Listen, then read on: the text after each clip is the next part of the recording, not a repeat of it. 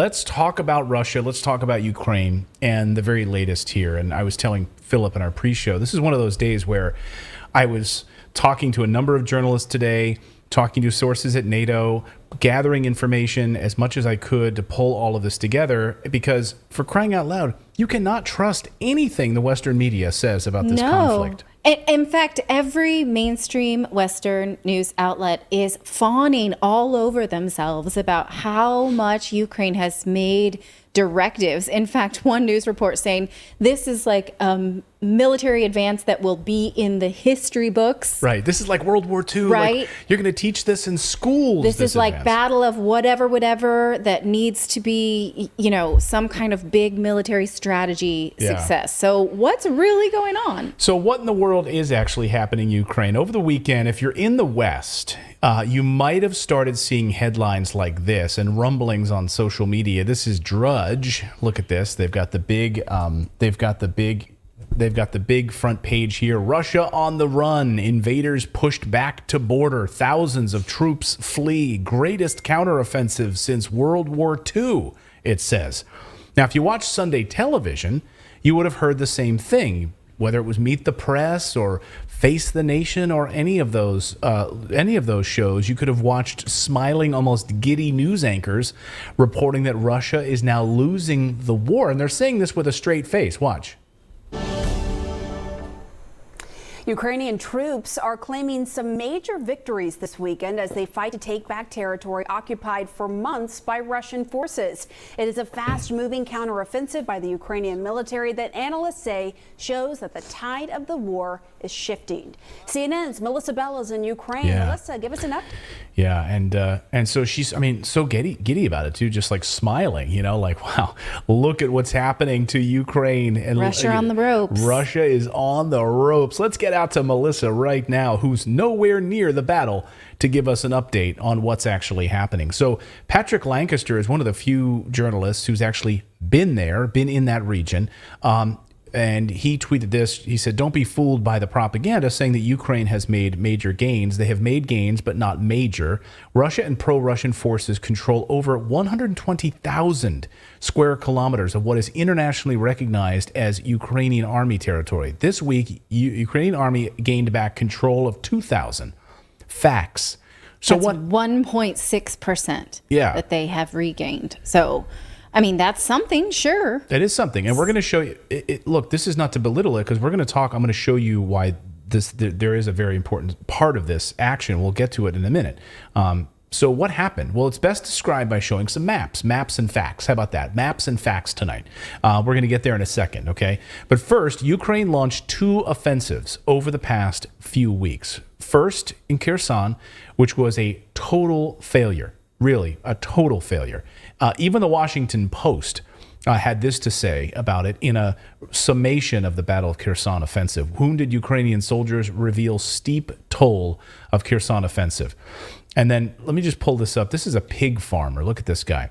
I'm going to read this. He says, "We've lost 5 people for every one that they did," said Ihor, a 30-year-old platoon commander who injured his back when the tank he was riding in crashed into a ditch. Ihor had no military experience before Russia's invasion of Ukraine on February 24th. He made a living selling animal feed to pig and cow farms. His replacement as platoon commander also has no previous military experience. Oh my goodness. He says. He is a commander. Now, may go from pig farmer in a few months to commander. They lost thousands of people at the Battle of Kherson. Thousands of men. Didn't gain anything as a result. Nothing. Next was the new offensive near Kharkov. That one turned out differently. So that's what we're going to talk about now. That one has turned out dramatically differently. A counteroffensive near Kharkiv and south of Kharkiv near Izium. So here's a map just to give you a little frame of reference. There's Kharkiv up to the upper left.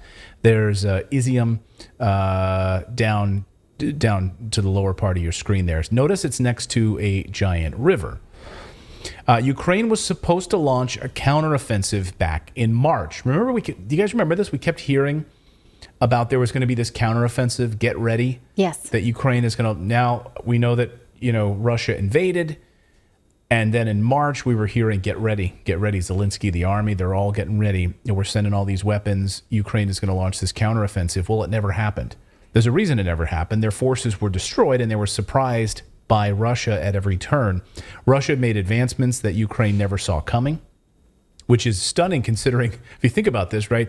NATO forces had been training Ukraine for 8 years to get ready for an attack on Donbass and Crimea. So they were totally caught flat-footed in this. And no amount of Western propaganda and the ghost of Kiev and the Snake Island, all that bullshit. Remember that? Mm-hmm. Like there was the ghost of, he was shooting down on these Russian planes. And what other stuff did we hear? We heard all kinds of crazy stuff. We heard, like models and models and soccer moms were like, strapping up for battle, that kind of thing. Well, yeah, and when they drove through that town with all the bodies on the street, and you could see people's arms moving after the cars drove by.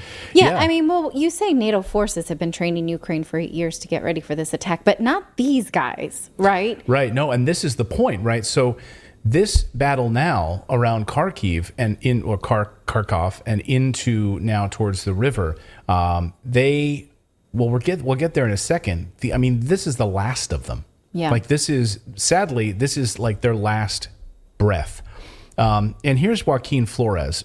He describes what happens next. He says all of this move towards Kharkiv forced the West to carry out an urgent mobilization among the Ukrainian population as cannon fodder to put out the front of the defense while the units were urgently trained to compensate for the destroyed assault and mechanized brigades. It was necessary to compose Bucha, as David was just talking about. So he was just saying this. It was necessary to compose Bucha as an excuse for military assistance. Yeah, the people lying in the streets, yes. Right? People moving, all of that. So this was all in an effort to replenish the destroyed equipment and weapons of the Soviets, such as from the countries of the former members of the Warsaw Pact, and as a result, the mass supply of weapons to NATO, artillery, air defense equipment. He goes on to say, it even got to the point that NATO, and with grief and half-formed assault units, had to be filled with experienced NATO soldiers under the guise of foreign legions. Since the entire Ukrainian assault elite was disposed of in half a year by the fire of Russian weapons or taken prisoner at Avastal. So basically... So those guys who'd been being trained for 8 years, they were the first ones out. They were the first ones out. And so you're stuck now with pig farmers. Yeah, pig farmers and whoever's left. And people left. who really have no business in war. Or NATO.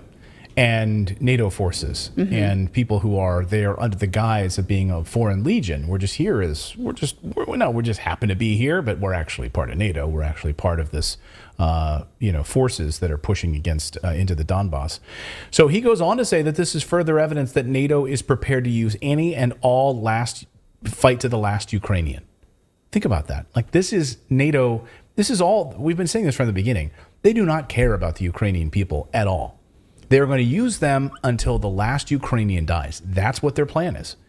And there will be no Ukrainians left to fight. That's it. Right. Drag this out. Doesn't matter who. And, for anyone in the chat right now who I see saying, oh, this is pro-Russian, this is propaganda, what we're saying. No, it's not. We don't want any more fighting, period. We are pro-peace 100%.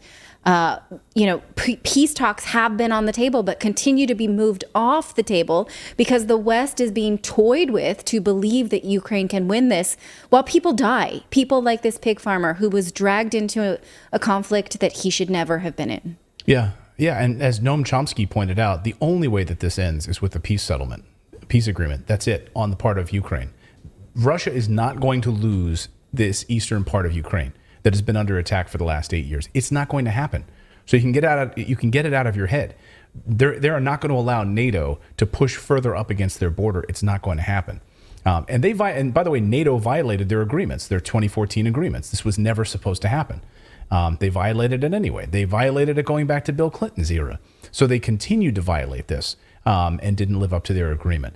So to further illustrate this point tonight and drive this home, here is the map of the Izium region in the northeast of Ukraine on September 4th. So there on the left side of your screen is September 4th.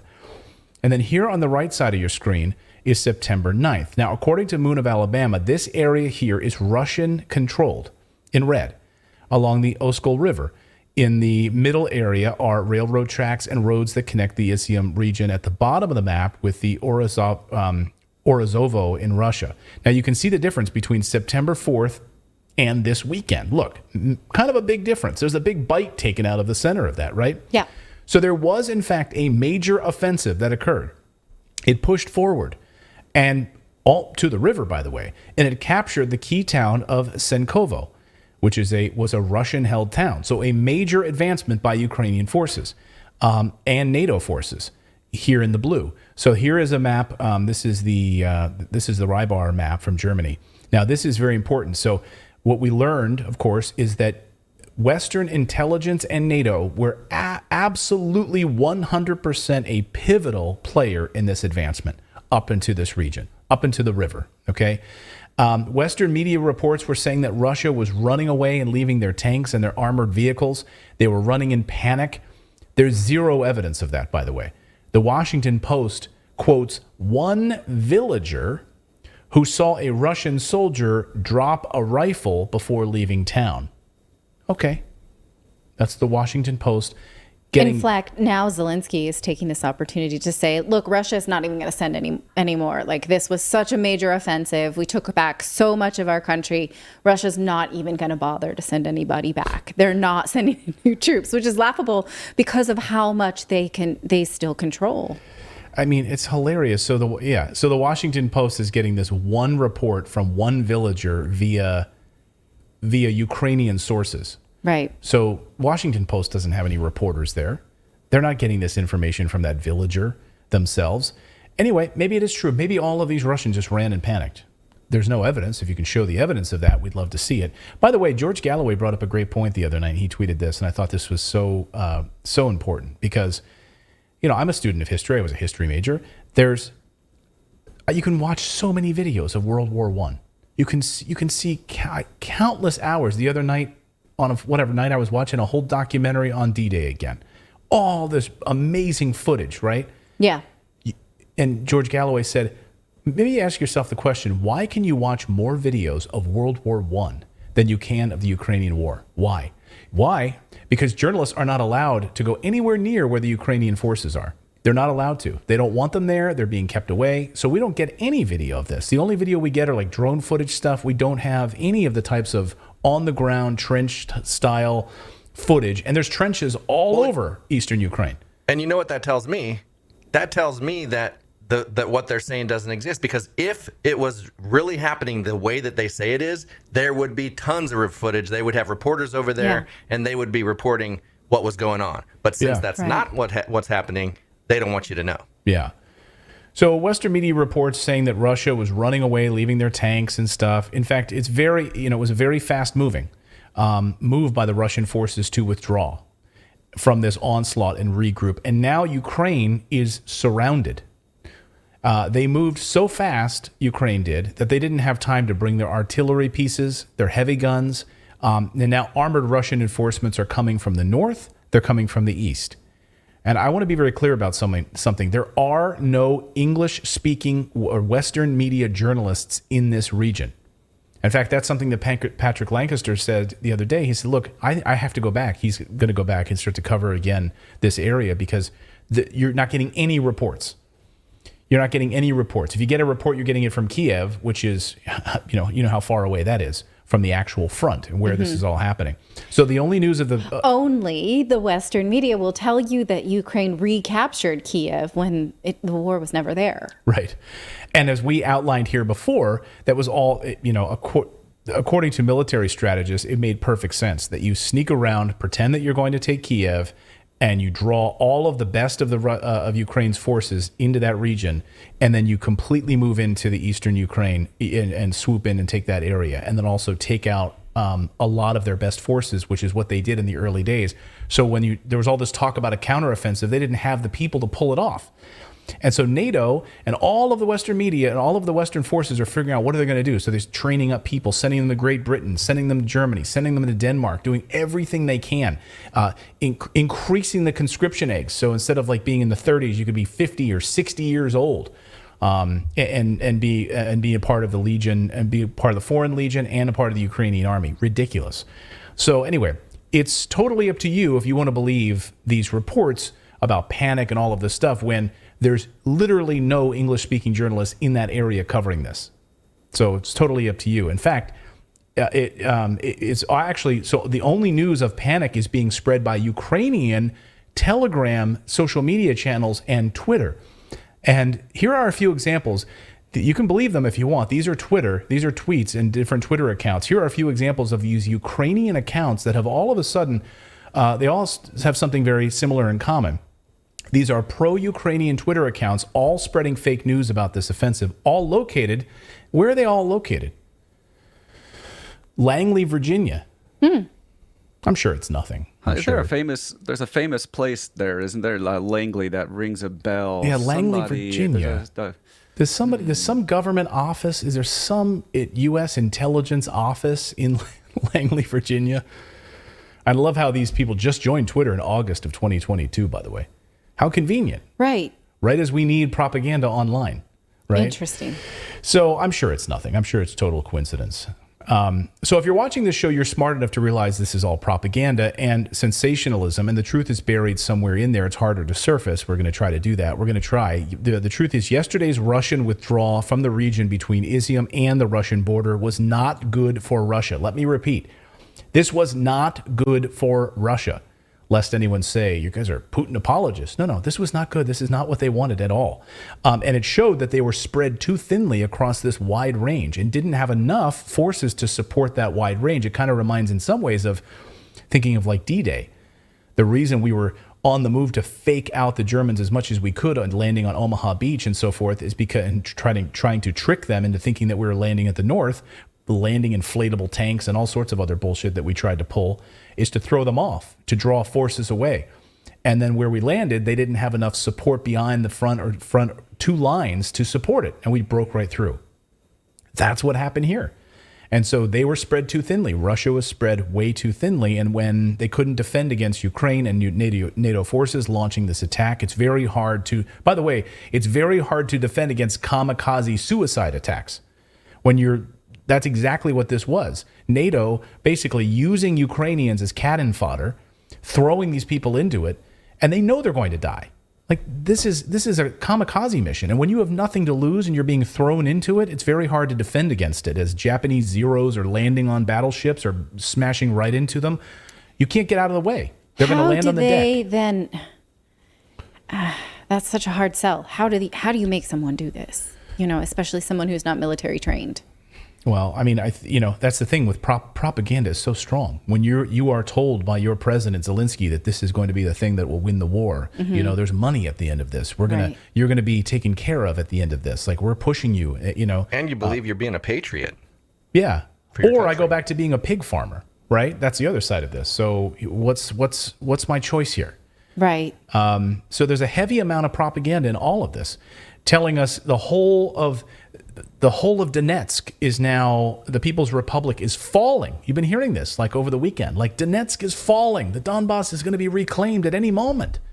It's ridiculous, which is more fake news. In fact, this afternoon we had an update from the press service of the People's Militia, the DPR, from Krasny Lyman. He said that the city is under full control and that the units of the Donetsk People's Republic and Luhansk People's Republic, as well as the Russian armed forces, have that area totally secured. Listen, you watch how peaceful Город it is. Красный Лиман. Город полностью контролируется войсками Народной милиции Донецкой Народной Республики, Луганской Народной Республики и подразделения Российской Федерации. В городе относительно спокойно. Противник не оставляет попыток атаковать прилегающие территории. Лиман не сдан. Лиман наш. И противник больше никогда не поднимет здесь свои флаги. Стабильная обстановка в Красном Лимане. Что там пишут вам в интернете, это все фейки. Вот мы здесь, мы стоим, все нормально. Противник пытается прорваться, да, но мы удержим оборону. А мы не даем ему пройти сюда. Держим дальше линию обороны, отражаем огонь противника. I love that they don't have their own word for fake. Like he used the word fake because it's an English word. Like we made that one up. That's ours. Yeah, blah, blah, blah, blah, blah. Propaganda. It's but a fake. Fake. Internetsky fake. Like, yeah, I can see where that one was inspired. McDonald's. You don't have to search very hard in the Greek origin of that word. Yeah, that's true. So he went on to say that their fighters are at their combat posts, successfully repelling all enemy attacks. This was actually video of Donetsk. If you want to show this, Philip, this was where they had tried to mount a small-scale attack. Russian armor moved right in and just basically leveled them overnight. So again, this is near Donetsk and totally secured that area. So meanwhile, the Western media is calling this Ukrainian attack a game changer. This is literally what they're calling it. Here is the Washington Examiner. After 200 days of war, the tide has turned in Ukraine's favor. Greatest counteroffensive since World War II, they say. Military experts are gushing over Ukraine's stunning military advances over the past 72 hours. On and on and on. Ukraine has launched its greatest counteroffensive. And then here's John Spencer. In case you're still not informed. So I guess he's talking to all you guys, right? If you're watching right now. In case you guys are just still not informed, Ukraine has launched the greatest counteroffensive since World War II. By the way, he tweeted this about himself, like third person. I was just about to call him out on that. Like how could you end it with exclaimed? Like, it should just say exclaimed me. I'm going to do that from now. I'm going to tweet. I had the best day of my life! Exclaimed Clayton Morris. Clayton likes this. On my Clayton. Yeah, it's like, George is getting angry. Talking in third person. I think you should do I think you should like mix it up a bit and say claimed I. Give it a bit of spice. Thus saith me. Thus saith me. Like, he was tweeting an article about what he had said, but okay, like he could just say anyway, I just had to call them out. So he says this is the greatest counteroffensive since World War II. Let's unpack that a little bit.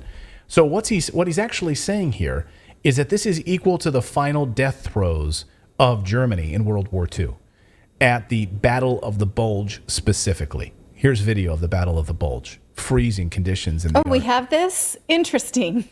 Yeah, well, we have footage of World War II, but you can't find footage of the Ukraine war. You can't. Like, this is literally freezing temperatures where these guys had trench foot and frozen. They couldn't even light fires to keep warm because Germans would see their fires and bomb their positions. This is the Battle of the Bulge, also known as the Ardennes Offensive, was the last major offensive campaign of the Western Front during World War II. It was a disaster. It was really a bloody, bloody mess. But it was the last death throes. It was called the Battle of the Bulge because Germans created a bulge around the area of the Ardennes forest and pushed through the American defensive line. It was a last-ditch effort of the force. It was bloody. It was awful. The German losses were tremendous. They used their last best forces here in the Ardennes. They were used in this battle, and they lost. Most major wars have these moments. Total disaster. I was thinking of this afternoon. I was thinking of Pickett's Charge. If you've ever been to Gettysburg. Do we have video of that? Wouldn't that be amazing? We can't get video of Ukraine, but we have Civil War video. Here's Abraham. We're going to listen to, we have a soundbite of Abraham Lincoln talking about. We have a depiction. Pickett's Charge at the Battle of Gettysburg during the American Civil War. Pickett's Charge, George Pickett.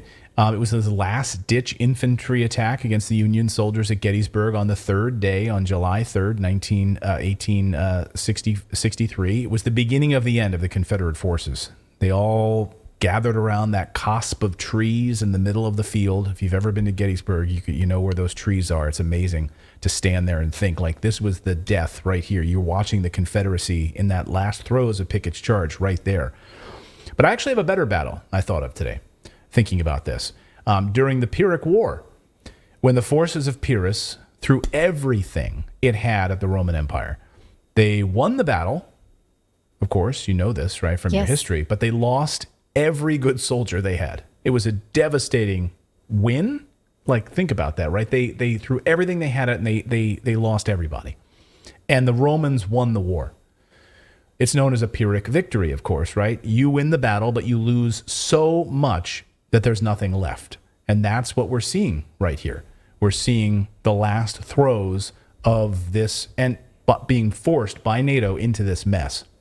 So a few minor things to wrap up here on this point. Over the past few hours, we saw total blackouts across Ukraine because up until now, Russia has not hit their infrastructure. So people have had the lights on. They haven't, and they could have all along. All along, especially when... We know they did in 2017. They basically turned off their internet. Yeah, with like one night in a cyber attack, they just shut everything off. They shut the electric grid down. For shits and giggles. And not just their internet. They shut down their electric grid. They shut down everything. They didn't have heat. They made it so you couldn't even like literally turn on your computer. Not just not get online, but not even turn it on. Yeah. People just kind of down, they don't think about is that if Russia wanted to, they could decimate Ukraine. Like they could completely just decimate Ukraine. Yeah. And it could be off the map if they wanted to. Well, think about the railway lines, right? They've kept them intact. And when Ukraine when transporting on their electric rail lines, they were transporting Western weapons across their electric rail lines to use to attack Russians. Even then, Russia didn't attack the electric rail lines. So now, overnight, shutting down blackouts. A friend of ours said the lights were shut out and they came back on about 3 a.m, but they were off all night. Power was out all night, and it's still not winter yet, right? So imagine what happens when now Russia really wants to mount an offensive. So there are rumors swirling today that Russia is on the verge of saying, forget this idea of the special military operation that we've been calling it, and now escalating it to calling it an open war with Ukraine. So I'm telling you, those guys that are trapped right now in the bulge in the middle there, they are in for a rude awakening. And I mean, we'll see. Again, no one can predict the future. But if history is any guide, and if military battles are any guide, this is going to be devastating for what's left of the Ukrainian army and NATO forces, by the way. And Russia continues to offer for peace talks, right? And the Donbass in the eastern region is just off the table. People there, many people want that to be the case, want to remain as part of Russia. Many have taken up the opportunity to get passports, right? So we're not saying the way it should be, but these peace talks can happen now without any other lives being lost. Or we can continue to support sending in money and troops and people's lives in Ukraine, hoping for what? Maybe more Pyrrhic victories or more 1.6% victories. I don't know, but it will cost lives. Right, while the rest of us go on with ours.